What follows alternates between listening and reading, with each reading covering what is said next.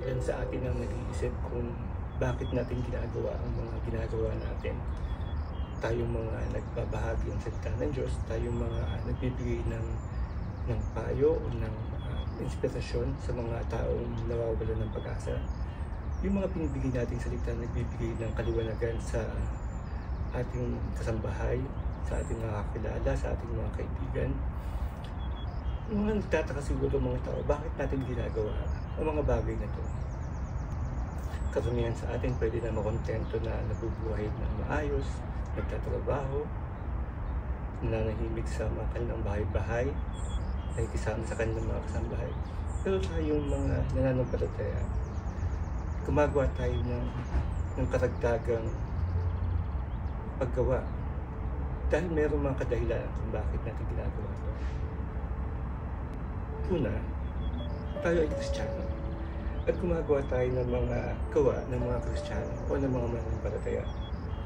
Tinawag tayo para magsilbi at isagawa ang pagsisilbi na to at ang magbahagi ng salita ng Diyos. Sinabi ito sa Matthew 28:19.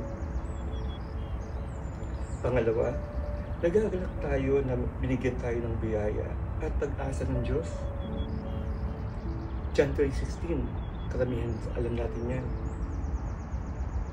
Sinabi sa Isaiah 41:10, ako'y sa iyo, huwag kang matakot. Ako ang iyong Diyos, hindi ka dapat mangamba. Palalakasin kita at tutulungan, iingatan at ililigtas. Yan ang pinakagalak natin, yung pangako ng Diyos. Kaya hindi tayo nag-aatubili na ipakita at sabihin sa mga tao na tayo ay iniingat ng Diyos. Yan ang pangako ng Diyos. At ang pangatlong kadahilanan ay dahil kinikilala natin ang pagkapala ng Diyos, hindi tayo titigil na magpatuloy sa paglilingkod at pagbabahagi ng banal na salita. Sinabi ito sa Galatia 6:9-10. Sinasabi dito, kaya't huwag tayong mapagod sa paggawa ng mabuti sapagkat pagdating ng takdang panahon, tayo ay aani kung hindi tayo susuko. Kaya nga, basta may pagkakataon ay gumawa tayo ng mabuti sa lahat ng tao, lalo na sa mga kapatid natin sa pananampalataya.